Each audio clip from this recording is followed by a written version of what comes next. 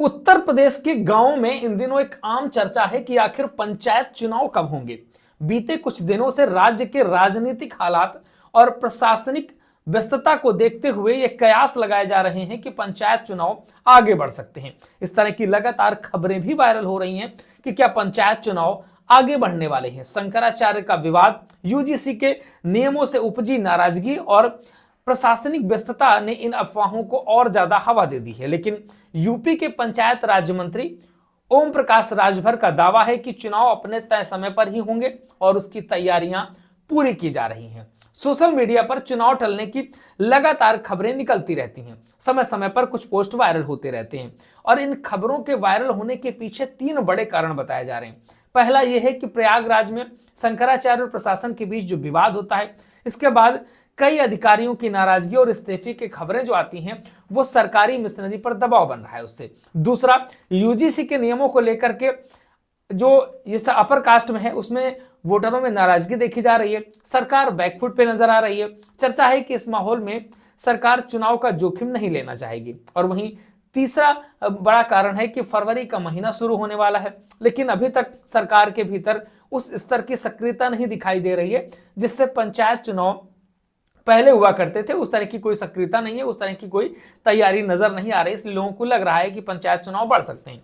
इन तमाम अटकलों पर विराम लगाते हुए पंचायत राज्य मंत्री ओम प्रकाश राजभर ने कहा है कि मुख्यमंत्री योगी आदित्यनाथ से इस विषय पर चर्चा की है। राजभर के मुताबिक फिलहाल अधिकारी और कर्मचारी एसआईआर जैसे कुछ जरूरी कामों में बिजी चल रहे हैं। जैसे ही वो खाली होंगे वैसे ही चुनाव प्रक्रिया में तेजी आ जाएगी।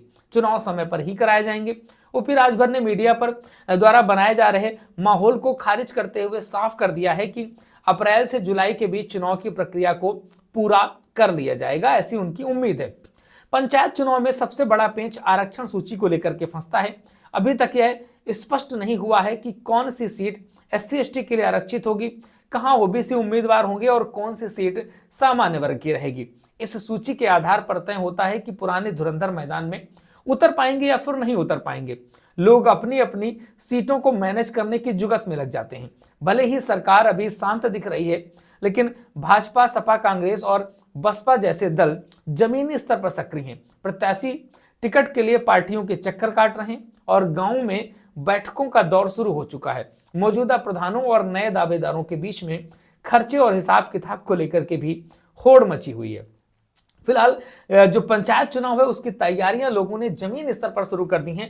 जिन लोगों को चुनाव लड़ना है वो अपने दांव पेच फैलाने लगे हैं, गांव में छोटे छोटे नुक्कड़ लगाने लगे हैं, चाय पिलाने लगे हैं। फिलहाल आप भी लिख डालिए कमेंट बॉक्स पे कि आपके गांव में पंचायत चुनाव को लेकर के क्या सरगर्मी दिखाई दे रही है। क्या आपके गांव में भी पंचायत चुनाव को लेकर के प्रधान पद के प्रत्याशी, जिला पंचायत पद के प्रत्याशी कुछ खर्च करते नजर आ रहे हैं, चुनावी चर्चा करते नजर आ रहे हैं, या फिर अभी आपको ऐसा माहौल देखने को नहीं मिल पा रहा है। लगातार अपडेट्स आपको देते रहेंगे, हमारे साथ जुड़े रहिए। चैनल को सब्सक्राइब नहीं किया है कर लीजिएगा। फेसबुक पे देख रहे हैं तो प्लीज फॉलो जरूर करिएगा।